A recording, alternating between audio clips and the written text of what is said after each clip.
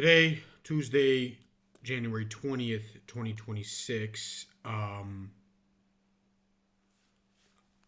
Today's EON is brought to you by sports of coaches being fired left and right. Obviously, the New York Giants just hired new coach, and Falcons with Stefanski. Teams are hiring new coaches. That makes sense. Some of the teams, because that's the way the NFL is going, where the Falcons, they weren't winning anything. Giants were terrible, so they had to get rid of their coach. It made sense. I mean, whatever. I mean, the Ravens, maybe it stayed stale. They didn't make the playoffs. But whatever. It was a consistent team. Mike Tomlin left, but I don't know. The Steelers, by the way, have not fired a coach in over, what is it, like 55, 60 years around. It's pretty impressive. But it was a lot of pressure from the outside where Tomlin left, and I know it's a lot of years of coaching. 19 years of being a head coach in the NFL is a lot. But the Buffalo Bills, they also fired their head coach for making the second round, losing on the road. But it stayed stale. It's like a stale thing. They're not going to win the Super Bowl with him, which that's what they're saying. We never know what would have happened if they kept him in years down the line. Who cares? They got rid of him. And I look at like things like Sean McDermott, but once Bill Belichick got fired, it just showed me that you could win 6 Super Bowls on a franchise, have the most Super Bowls in the history of the game, and that one guy, I don't care what you tell me, that one guy was the head coach of all 6 of them. But it was because of Tom Brady, but they didn't win in a while. Who cares? You should have had a 10-year shelf life of like being ridiculous. And he was. I mean, he put defensive coaches and offensive coordinators, and defensive coordinators. No doubt about it. It was kind of weird. But, like, bro, like, I mean, you got to take the good with the bad, but nobody wants that. Everybody wants it now, and it's worked out for New England because they're in a conference game as we speak. They're going to be playing Denver this coming up Sunday as I'm speaking on a Tuesday, January 20th, 2026. Whatever happens, when you see this video, whoever wins, you'll be like, what? It already happened. Good. I'm just saying when I'm recording this video.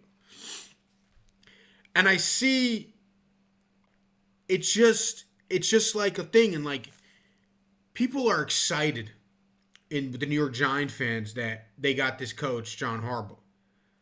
And they should be. But just remember, the minute he loses the game, you're going to cry. You're going to go nuts. What is he doing there? What's he doing there?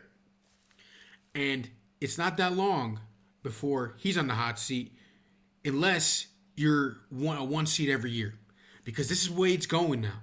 Sean McDermott, Buffalo, was a joke. When I was a kid, the Buffalo Bills, the Cleveland Browns, and the Detroit Lions, those were the teams. It was like, when you say those names, you start laughing.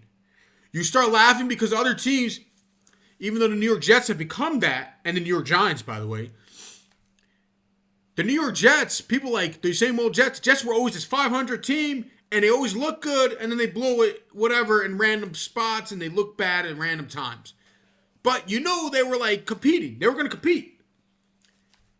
This thing with the Buffalo Bills were a joke. They were the team that every team in that division, you knew you got 1, you probably got 2, and they were going to be 1-5 or 0-6 versus the division. Just that alone. Even the Miami Dolphins had a good year here or there. But here's the thing. Sean McDermott, well, it was Josh Allen. Yes, Josh Allen was the main guy in my mind. But Sean McDermott was the head coach that changed it all around. And this is what it is. And this is where we are now.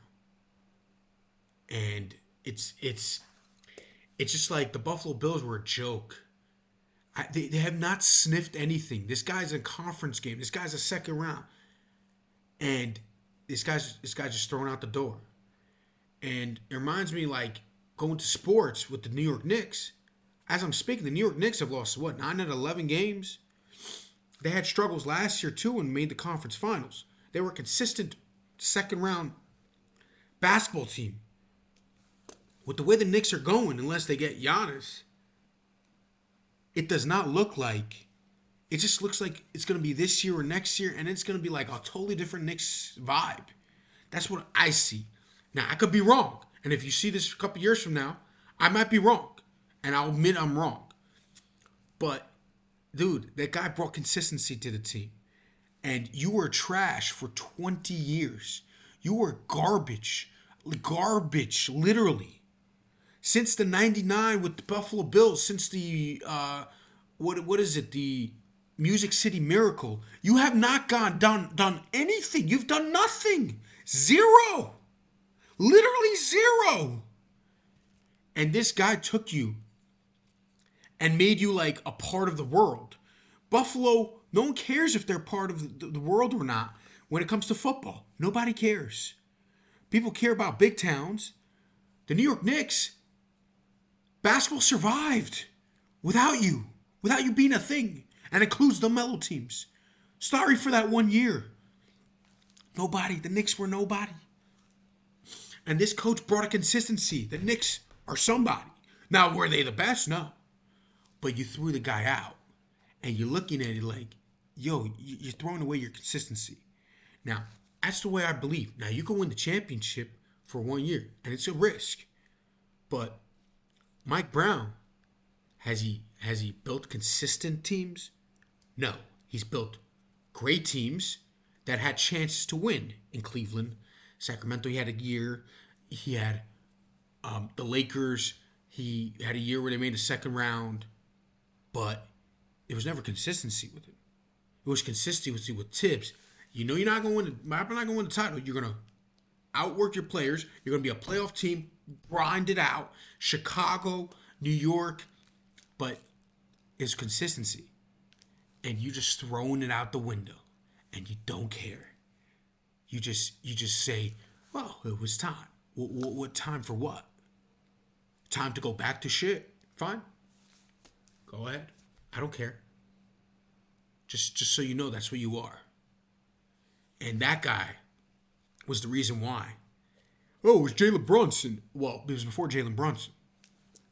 That guy was the reason why you had this grind out type of team.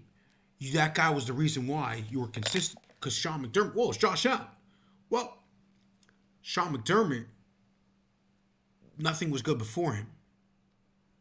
So he had to do something to do with it. He had something to do with it. I guarantee you that. And now, yeah, you could hire people.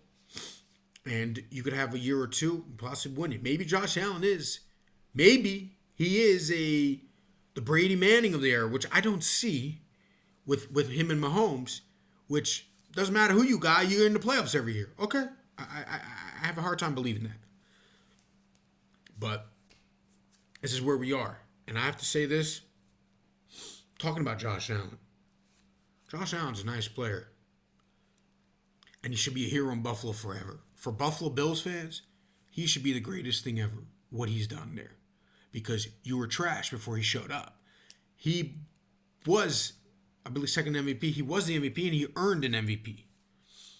But Josh Allen, he's Charles Barkley.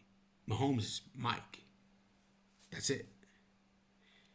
He didn't have he had good as teams as the Chiefs.